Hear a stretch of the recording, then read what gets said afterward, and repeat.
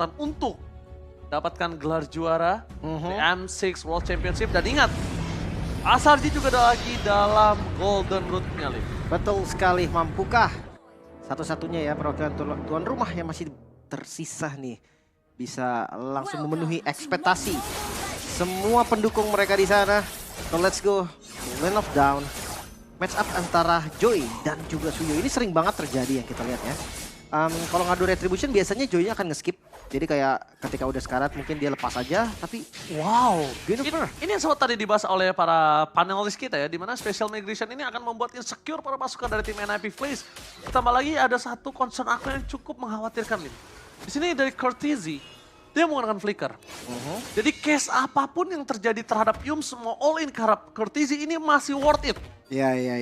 Cuma dia pakai sama-sama flicker, masih pakai flicker juga masih worth it. Tapi lihat di depan sana, out of nowhere dengan damage dari Haris terlalu besar. Dengan Soul Server berhasil membuat para pasukan tim NIP Flash mendapatkan 2 point kill. Atas Sekis dan bahkan di sana juga atas Yums. Maksudnya tanpa spell Ji. Dan ini dua creep jungle yang diambil loh.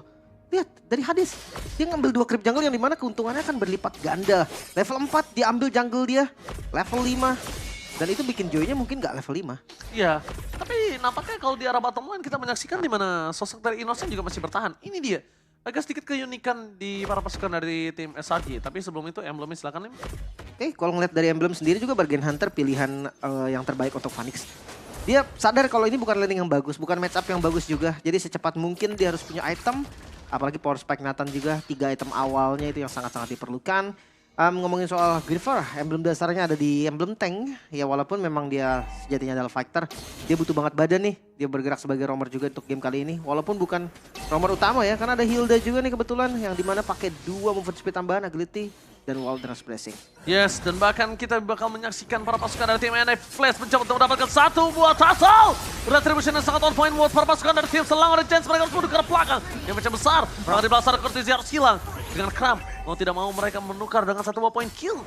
Kerugian masih tetap di tangan dari para pasukan dari tim SRG. Dengan kerugian 1.500 gold difference, makin melambung jauh untuk Haris 3 point kill.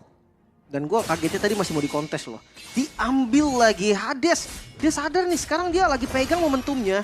Level 6 berbanding dengan level 4 invade jungle tanpa ragu sama sekali. Yes, bahkan para pasukan dari tim NIP FaZe, lihat mereka mencoba untuk melakukan sedikit dominasi di arah gold lane-nya. Karena mereka tahu mereka sudah owning, Lim. Nah, ini kadang ada beberapa momentum yang kurang bisa dimanfaatkan oleh beberapa pasukan. Ketika mereka sudah owning, mereka goldnya di dalam 1.500 gold early di bawah 5 menit, itu mereka bisa dominasi dan mereka bisa tekan penuh. Tapi kalau misalnya satu persatu mereka dimakan, ini akan menjadi kerugian. Dan lihat, buying time dilakukan oleh Diablo kali ini tidak akan bisa terlalu lama. Karena ada Suyum yang melakukan standby position untuk nge-cutting pergerakan dari seorang Diablo. Dan bahkan dari Courtesy, dia udah ngeluarin dari Feather Asterix-nya. Yang menandakan para pasukan dari tim NIP Flash kali ini nggak bakal punya power untuk team fight tambahan. Dan Special Migration ini masih available di tangan Yums. Iya, lumayan banget ya, hasilnya juga sangat-sangat nyata.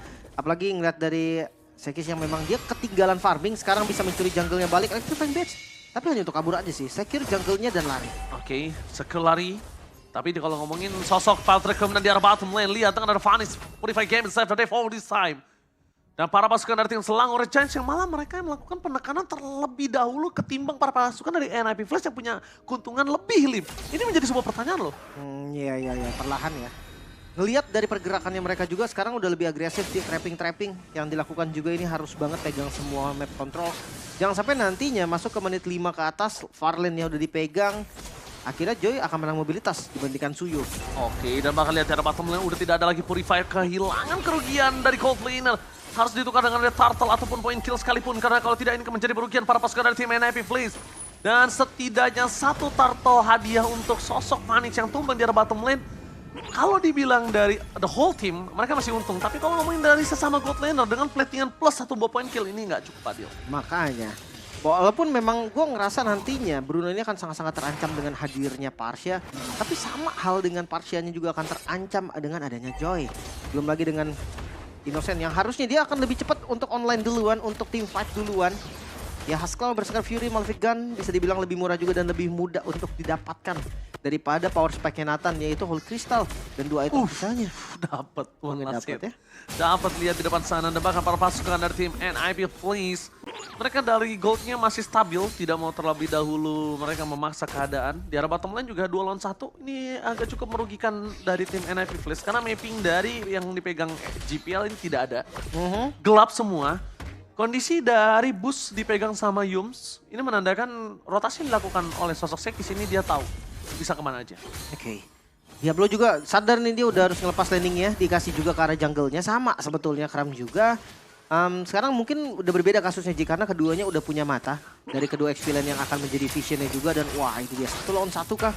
Harusnya Sekis masih di under condition belum bisa. Oh tapi lihat di arah bottom lane Innocent. Ini berhasil mendapatkan 1 point kill. Lihat tendangan maut dari seorang Innocent. Memaksakan mendapatkan 1 point kill atas JPL. Special Medication yang Ketla. Implosion yang on point. Tanpa ada following up damage. Hanya Yums yang terperangkap. Tapi Stormy di depan sana. Dengan adanya Revolt Manipulation. Mencoba untuk melakukan sedikit cover para pasukan dari tim NIP. Mereka harus disengage. Mereka nggak punya lagi power lebih. Nggak ada Phoenix. Selama nggak ada Phoenix, Varsnya sekalipun, ini spammingnya masih belum cukup. Iya. Terus Crow masih belum cukup. Hanya punya Fedora Fast Strike. Makanya damage-nya akan terlihat kurang. Tapi bagus banget sih tadi perhitungan damage dari Phoenix yang kurang matang membuat dia yang akhirnya terkena pick off. Malefic Gun. Dan Udah plus, jadi juga. Malefic Gun plus lihat di arah bottom lane. Mereka memaksakan mendapatkan 1 buah turret. Yang menjadi keuntungan untuk para pasukan dari tim Slow Red Giants. Dan di depan sana, GPL mau nggak mau ngelepasin bottomnya. GPL mau nggak mau harus coba untuk nge-cover. Ini adalah poin penting di mana Perfect Turtle akan ngebuat NIP Flash makin megang dari segi goldnya. Tapi kayaknya memang dari Bruno-nya nge-skip berseker deh. Dia Malefic dulu dan lihat kontes masih mau dilakukan. Kontes, tapi lihat di depan sana. Gagal untuk mendapatkan special Migration yang berhasil mendapatkan 1 point kill atas Yums. Terperangkap di dalam pit lord. Membuat para pasukan dari tim NIP Flash punya power yang sangat lebih. Kram sekalipun nggak bisa masuk ke dalam. Dengan damage yang terlalu besar membuat tim dari NIP Flash mereka kuat dalam segi objektif. Perfect Turtle membalikan kembali gold yang sudah hilang sebelumnya. Tambah lagi, dengan Hades kehilangan ke arah purple. The best thing yang bisa dilakukan Sekis adalah split push saat ini. Dan jangan lupa ya untuk high ground defense-nya nanti loh. Masuk ke area base turret itu bakal menjadi mimpi buruk sebenarnya untuk kedua tim loh. Bukan hanya untuk SRG atau NIP. Karena di SRG mungkin akan lebih berat ya. Karena ada 2 nih high ground defendernya, ada Parsia dan juga Nathan. Sementara kalau dari NIP Flash mau nabrak ke high ground itu juga lumayan susah. Ada Gift dari Stormy. Dan masalahnya Yums. Ini Heroes Initiate yang bisa dipuri. Modify Gaming save the day untuk seorang Stormy. Mereka nggak ada yang berani untuk bisa mengamankan karena para buff. Mau tidak mau harus dilepaskan, tapi pertukaran para buff kali ini masih equal, masih adil. Sosok dari seorang Sekis dapetin dari seorang Hades, sedangkan Hades mendapatkan dari sosok seorang Sekis. Mungkin problemnya adalah ketika para buff-nya udah mau habis, ini kerugian di tangan dari Sekis. Makanya dia harus ambil lagi nanti dan itu makan waktu lagi. Makan waktu dan itu bahaya. Ketika dia coba untuk melakukan steal purple buff, kondisinya kalau dia tumbang, Lordnya bisa di tangan dari pasukan NIP Flash. Iya. Cepat juga lagi ya. Karena ada Nathan untuk ngambil Lord bakal cepat. 2 turret nih total yang dihabisin sama Phoenix. Lumayan banget outer turret di bagian atas dan di bagian bawah tadi. Masalahnya sekarang Kram juga nih. Yang tadi udah gue bilang, akhirnya Sarji akan punya mata di bagian depan. Kramnya yang akan ngebukain vision terus menerus. Mungkin informasi terbaik saat ini adalah tidak ada Purify untuk Stormy. Mereka harus coba nih cari gerakan apapun. Even itu ya paksa sedikit dengan Purify atau flickernya mungkin dari GPL. Itu nggak ada masalah karena nanti nggak akan ada lagi targetnya. Atau mereka juga punya opsi sebetulnya. Implosionnya digunakan secara defensif. Tunggu Joy-nya masuk, tunggu Joy-nya open. Tapi jangan sampai kalau Joy-nya belum nyalain ultinya ya. Karena itu bisa nge-debuff nanti. Stack 3 perfect rhythm itu bisa langsung nge-debuff. Kayak ya sama aja kayak ultinya Nolan dulu, kayak ultinya Akai. Nah itu yang harus diperhatikan. Tapi nggak bakal lama kok, stack rhythm juga bakal cepet hilang kalau dia nggak buru-buru buka ultimate. Ya, kalau kita menyaksikan ini kondisi dari Innocent ini punya power yang cukup maksimal ya. Dan sedangkan kalau misalnya lihat para pasukan dari tim NIP Flash mereka memasang menuju ke arah belakang. Ini kayaknya udah bisa jadi jawaban. Purify Gaming berhasil dapatkan oleh Innocent 1 damage terakhir. Dan bahkan Innocent sekalipun dia nggak bisa berdekatan dengan Hades. 1 Soul Silver-nya masuk. Kelar itu. Tapi ini informasi yang bagus banget sih. Innocent tanpa Purify. Dan Stormy. Stormy, Purify Gaming berhasil dimakan para pasukan dari tim Selangor Giants. Mereka kali ini kesulitan sekali. Mendapatkan Phoenix, belum ada trigger terhadap Purify. Mendapatkan sosok dari Stormy itu udah cukup mudah. Meanwhile dengan Flicker Implosion. Gagal mendapatkan Innocent dan juga Sekis tidak dapat apa-apa kali ini. Malah Innocent out of nowhere berhasil mendapatkan 1 poin kill atas seorang Diablo. free hit. Dan belakang Federal Strike for nothing. JPL akan menjadi pilihan utama. Dan 2 poin kill yang berhasil didapatkan pada pasukan dari Selangor Giants. Membalikan kembali keadaan yang sudah dipegang oleh tim NIP Blaze. Wah, tadi tebakan yang sangat beresiko sih, Ji. Di situ nggak ada apapun. Dia lihat sekis. Tapi ternyata sekis sudah siap, tidak akan preventif, jadi dia mundur ke belakang. Hades! Kali ini dia termakan oleh para pasukan dari tim NIP Flash harus mundur ke belakang, no power of retribution. Meanwhile, lihat dari sosok dari serang Kra masih mau lebih. Ditabrak. Satu tembakan, tendangan dari si Nosen. Berhasil mendapatkan point kill dan no high ground defender. Itu dia, Lord yang cukup mahal membalikan semuanya dengan satu momen saja. Selangor Red Giant, 2000 gold mereka unggul. Telah dibayar lunas.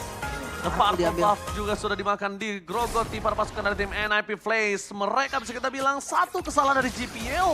Membalikan semua keadaan dari tim Selangor Red Giants yang langsung owning hingga 3.500 gold. Tapi ini mahal banget sih, Ji, untuk pertukarannya kan.